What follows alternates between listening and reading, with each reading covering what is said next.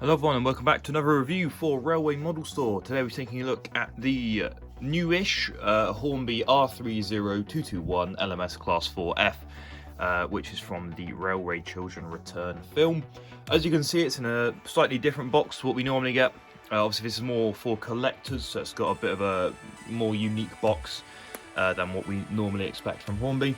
You can see on the side here we've got this viaduct scene with, I suppose, the Railway Children. Hornby logos, O-Gauge Model Railway. The Railway Children Return, big film logo, celebrating the new film, and then at the bottom here it says R30221 LMS Class 4F number 3924, which is obviously the locomotive within the box. The top is also looking quite cool, and again we've got the continuation of the viaduct scene on the left hand side, the Railway Children Return logo, and then we've got a picture of the locomotive, and then over here again we've got the Hornby details, and then we can see it was also DCC ready. And then on the back, we have some more bits from the film. Again, really nice looking box, I think. And again, we've just got some information about the film and about the locomotive. So again, this is actually a limited edition, so pick one up while you can, but we'll get on more to the pricing and all that later. And I'll hopefully convince you why you should get one of these. On the end, this is where it becomes more of a standard Hornby box. It would have been cooler if they continued the sort of darker maroon, I think. But here it just looks like a standard Hornby box, so it's in the standard red, DCC ready, and again it's just got all the details, and then on this side it's just a standard Hornby sleeve, I suppose. Okay, so let's get it out of the box now. As always, it's just sort of your standard box. I mean, it is just a sleeve, but again, I think it's really cool. Not something I'd get myself because I'm not a collector, but I think collectors will definitely enjoy a sort of more presentation style box. But once that sleeve's off, it's just your standard Hornby packaging, really. So you've got the cardboard box with the sleeve that we sort of just shake out like that, I suppose. Again, we've got some information. So this covers the Hornby 4Fs and the 2Ps. So yeah, that's that sort of bits in there. So I think it's 8-pin decoder. I thought Hornby were going to do 21 pins, but maybe not in this particular model. And then we just carry on, we just slide it out. No detail parts in this one. But yeah, continuing on, we just pop open this bit here, unfold, and again you do have your Hornby protective plastic just up in the top here, as you normally do. And then from there, we just pull the loco out, and we'll get it on the track. Okay, so if we just start taking a look at the model now, we can see it's got a fair bit of detail on it. I don't think it's anything extreme, but this isn't a super expensive product, so I'm not expecting too much. But yeah, so if we just start from the front, obviously you've got your sort of standard Hornby hook couplings. We've got non-sprung buffers, but they are at least silver. We've got a buffer beam here with a few bits of detail molded in here. You can see there's a thing here. We've got various piping, got the coupling hooks down there as well, but pretty standard, I would say. Not many rivets on there, but there are rivets sort of around the buffer attachment points or whatever. At the front we've got a shed code decal printed on there, and then we've also got the number, which is 3924, right up on front. So that's pretty much it for the front. We do also obviously have the boiler, which has a couple of handrails which look to be separately fitted rather than molded. And then at the front in this corner here, you can also see there's a decent amount of rivets in here, and some other molded details on the beginning of the engine here. Okay, so if we move on to the side, we can see it's just a standard rod. Nothing particularly interesting, but obviously this is just how the 4Fs are in real life. So there's no crazy coupling. There's no crazy, valve gear or anything. Probably inside valve gear, I suppose. But yeah, so we've got the footplate here, and we've got another shed code on the side here, or a building code even. We've got the raised bits, obviously, which the wheels are under.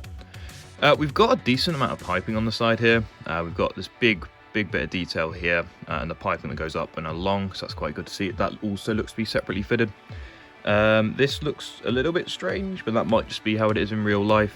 I don't think that's a moulding error. I think that might just be how, the LMS4F had its smokestack.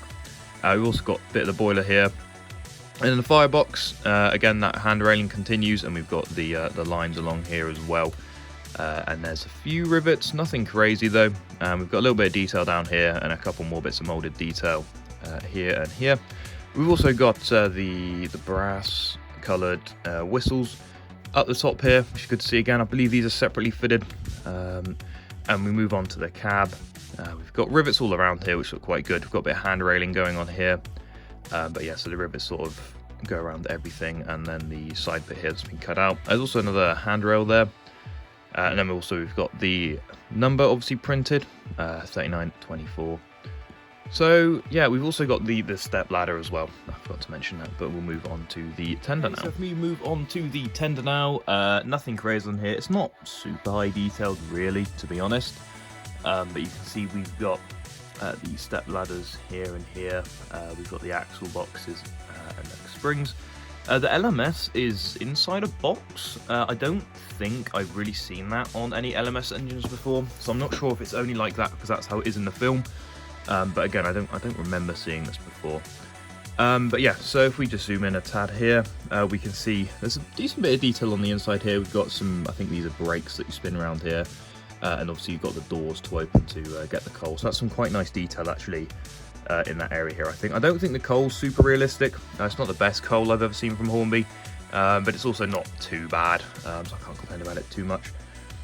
But yeah, so if we look at the back here, we've got a couple handrails here as well. And there's a little bit, decent amount of detail on the top here as well. But again, the coal's definitely not the best I've ever seen. Okay, so if we take a look at the back, we've got a couple bits of printed detail here, there and there. I can't actually make out what it says exactly, but we've also got the back of a tender where these hatches open to put in the water. We've got another buffer beam. Again, no crazy riveting, but ore-sprung buffers. But again, doesn't look too shocking. And again, we've got a standard hook, and then we've got the hook there for chain link couplings in real life, and another brake piping thing. There's also a couple attachment points here to probably put on, head codes, that sort of thing. But yeah, that's pretty much everything on this. So overall, it's not the craziest detailed thing. I mean, honestly, they could probably put it in the railroad range. So it's nothing mental. But again, it's got the collector's value. It's got the collector's box. It's quite a unique item. And it's been selling pretty well. But yeah, we're selling this about, I think it's £129.95. So about 130 quid. You get a collector's limited edition model in a really cool box, and overall it's a pretty solid engine. But let's see how it runs before I say anything more. Okay, so we've got the loco on my layout now with a few of the also fairly new Hornby Mogo vans, and then a couple other bits that I've got recently. So let's just see how it runs.